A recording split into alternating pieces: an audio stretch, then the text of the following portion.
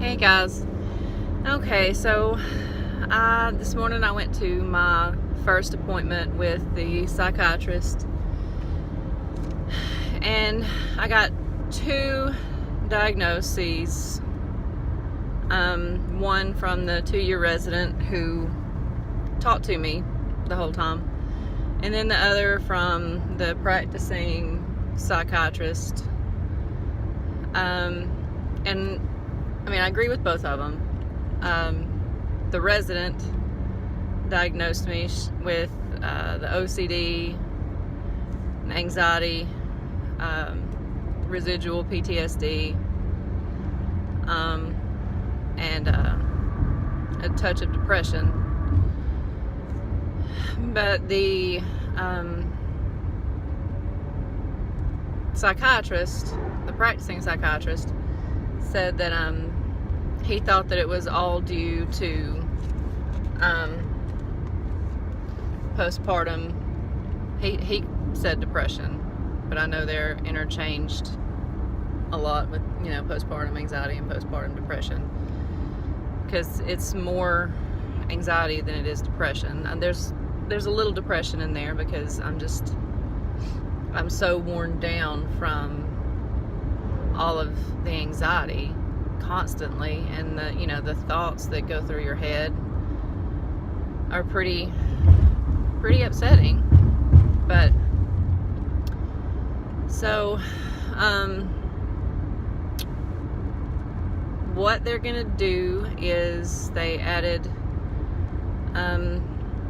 Cymbalta to my Wellbutrin and Buspar, and it's an antidepressant that he said kind of acts like the Remeron, since I had good results with it. So we're gonna see how that does. I'm supposed to, do 30 milligrams to start off with, and then bump it up to 60 after a week. So I'm hoping that does good. I felt so bad this morning because my son, I told him his daddy was gonna have to check him into school this morning, because we live an hour away from the doctors. So I have to meet my husband at work, and swap cars, and me and the baby go to the doctor, and then the big kids go with him. And he has to check my son in school, because he has to be at school at 8:15, and my appointments, have been at 9 and 9:15. So he got really upset and was crying because he didn't want to be late for big boy school. And I was telling him it was fine, he wasn't going to be but just a few minutes late. And he was, I'm not going to get to color. And there's already a lot of,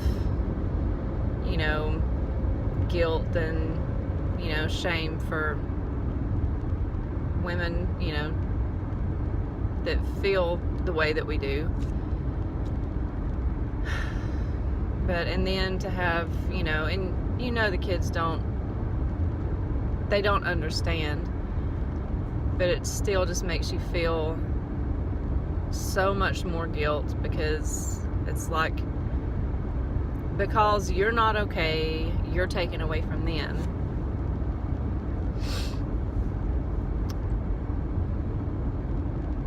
And I know that it's not my fault. I know that he doesn't understand. He's only 5. There's no way for him to grasp what's happening with me, and, understand how important it is for me to get to the doctors.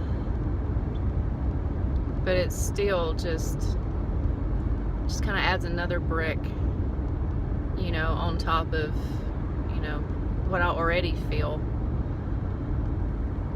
And then had a stressful day yesterday over something that should not have been the least bit stressful.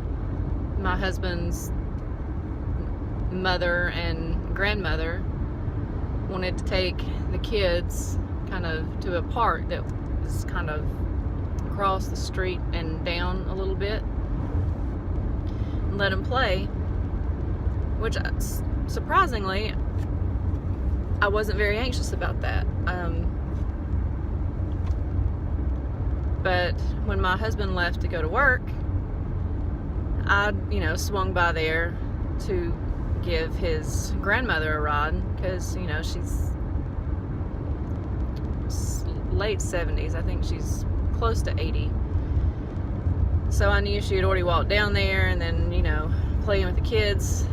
She, I figured she was gonna want to ride back. So I got there and I left the baby in her car seat. And I went and was with the big kids, and my mother-in-law and husband's grandmother were sitting over there with the baby. And all I could think the whole time was they have been touching all over that playground equipment. Kids have been touching that playground equipment. Kids are so germy. One of them was sick. They got their germs on the equipment. They're touching the baby. They're gonna get her sick.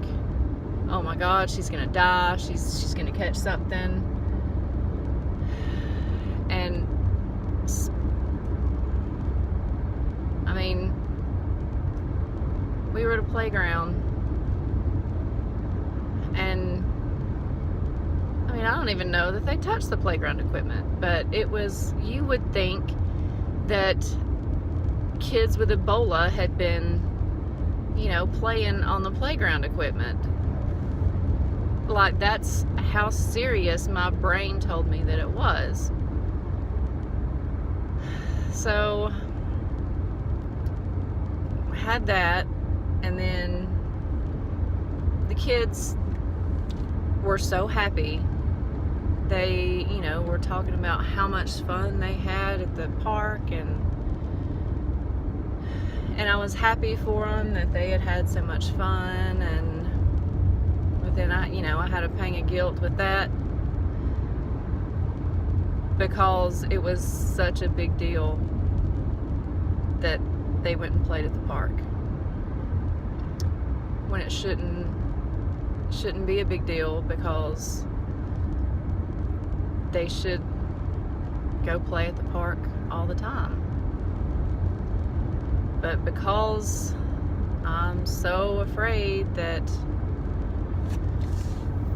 something's gonna happen, they're gonna fall and break their neck or hit their head and die of a brain hemorrhage or concussion or something else, and so I don't take them because of my fears. And so it's a huge deal for them to get to go play at a playground, and I feel so terrible about that. And that's another main reason why I'm going ahead and getting help full force. Not, I'm not gonna half-ass it. I have to get my shit together. So, and on the way home, the baby was upset and she was screaming. So I got stopped at a red light, and I was kind of pumping the brakes to kind of move the car a little bit, hoping that it would kind of help her go back to sleep or at least stop crying. And Raylan told me to stop, that it was making his heart hurt.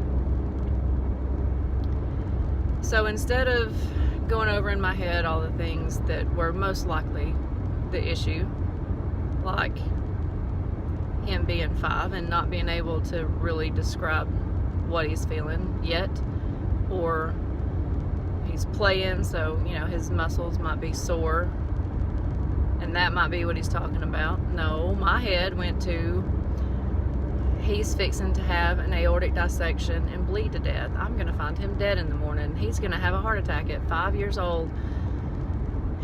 So I sat there and had an argument with myself the entire way home about whether or not my son was gonna die during the night. Obviously he didn't. He's fine and he's at school right now.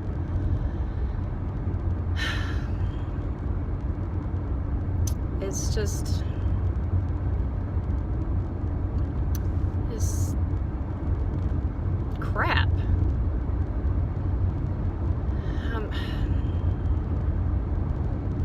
I'm at a loss. I feel, part of me's, hopeful with the help that I'm getting, and then part of me just feels completely defeated after, the past, I guess, 16 hours with the park, and then that thing on the way home, and then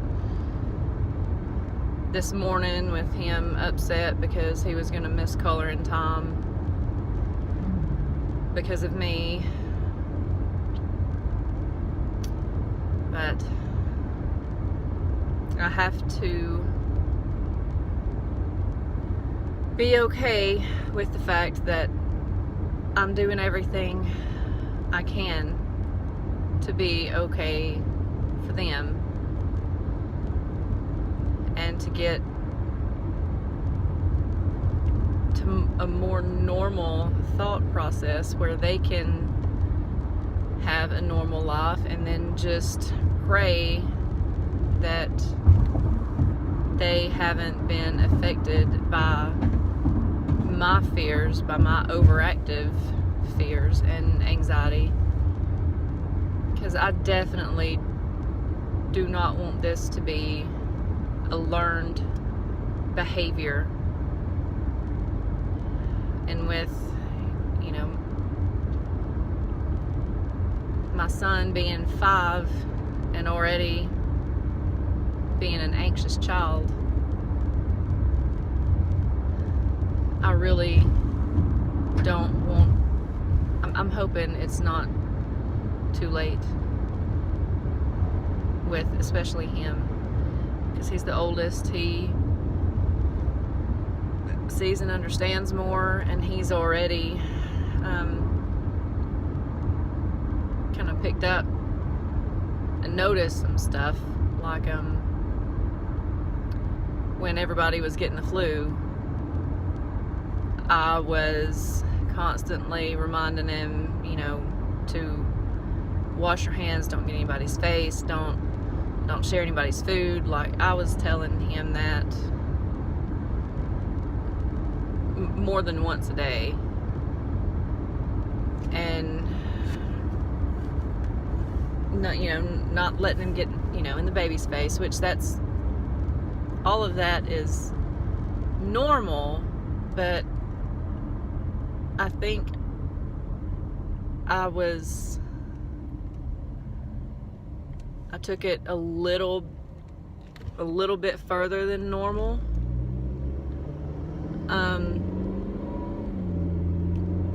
Because he, even when he got sick, he's had strep twice since January, and he's had strep twice, and 2 different fever viruses, and stomach virus. So we've had a lot of sick going around the house. But even when he was well, he would be like, "Don't get near me, I'll get you sick. Don't get Sissy near me, I'll make her sick." So I don't know if that was what he picked up from me, or if that was his anxiety coming into play, or maybe a little bit of both. I don't know. But I definitely don't want this affecting them in the long run. I think maybe my oldest daughter, I think maybe hopefully she's still a little bit too young to really be too much affected by it. I hope. But I go back to the therapist next week, and then I go back to the psychiatrist the week after that. So I will definitely keep y'all posted. If I don't do another video before then, I will definitely do one after I see the therapist next week. But I'll try to do another one before then. But thank you guys for watching. It helps me just to kind of talk and get it out there, and if I can help somebody else, if nothing more than just to let them know they're not the only one that, you know, thinks the way they do or feels the way they do, then it's makes it that much better. So thanks again, and if I don't see you before then, I will see y'all next week. Bye.